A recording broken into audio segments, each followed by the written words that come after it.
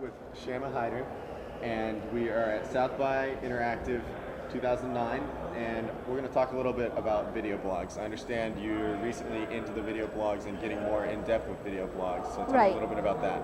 I just started a web TV show, which is a video blog, in other words, called Shama.tv, Shama.tv.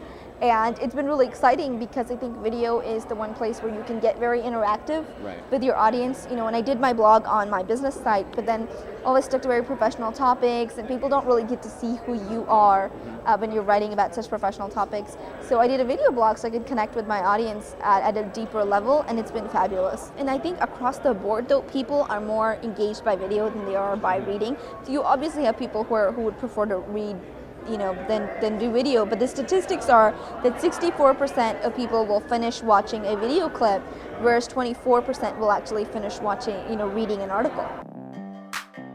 But remember, this was about 8 years ago when, if you really think about social media, technology, the digital age, all of this is still so new. Think about this, 8 years ago, our iPhones didn't exist as we know them today. There was no Instagram, there's no Snapchat, there's no Spotify. You just think about how far we've come in those years alone. So I think technology, as we talk about it, has really come leaps forward in just the last less than a decade, if you will. So we graduated from the University of Texas, and I thought that I would go out there and get a what? What are you supposed to get when you graduate?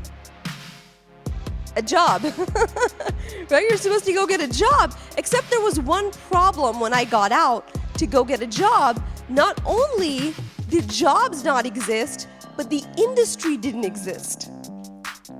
Because 8 years ago, when you said social media, people said, what? And people asked me things like, what's Twitter? Right? Or Facebook is something my 13-year-old uses. Remember, this is very, very early days of social media. So this was the start of an industry, the start of an entirely new technology age, if you will. So I had two choices. I guess I could be unemployed, or I could be self-employed. Yay! So I decided to be an entrepreneur. I started my own social media digital PR agency, arguably one of the first social media agencies in the world, because it's really easy to be the first when there's not anyone else doing what you're doing. And so, of course, we've come such a long way, but today I'm sharing some of that with you, lessons I've learned academically, but also building my own company. The importance of building your reputation online before you need it. If you think about the corner office, JJ, it used to be the corner office. It'd be the glass doors, the assistant when you walked in, and today, that really shifted online.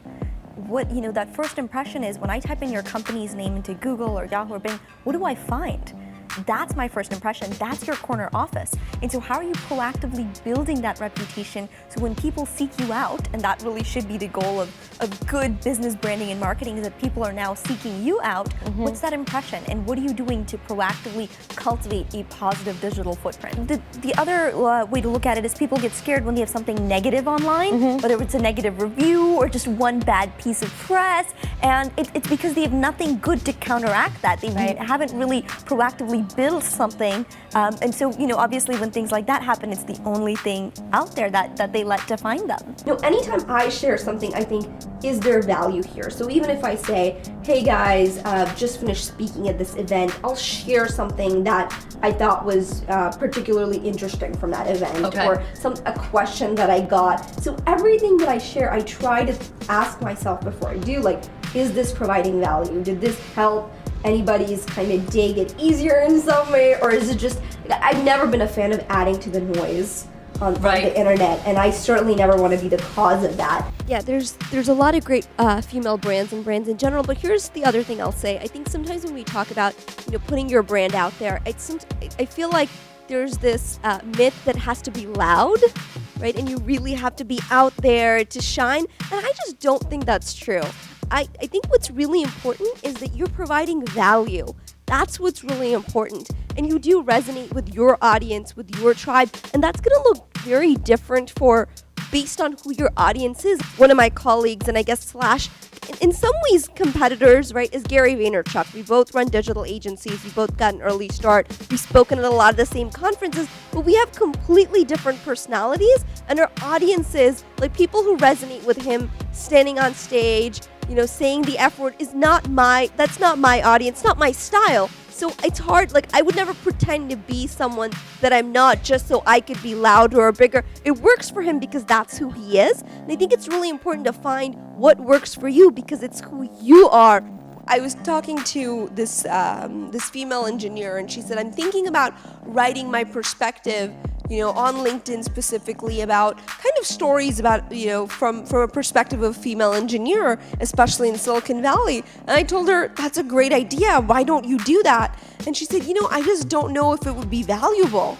And I said, yeah, absolutely it would be valuable because only you have your perspective, your lens, and that is valuable. And this is the other thing. What you write, what you share, doesn't have to appeal to everyone, right? This isn't about how many people can you get to follow or like or retweet. That's not what I'm talking about. It's how can you get the attention of the right people.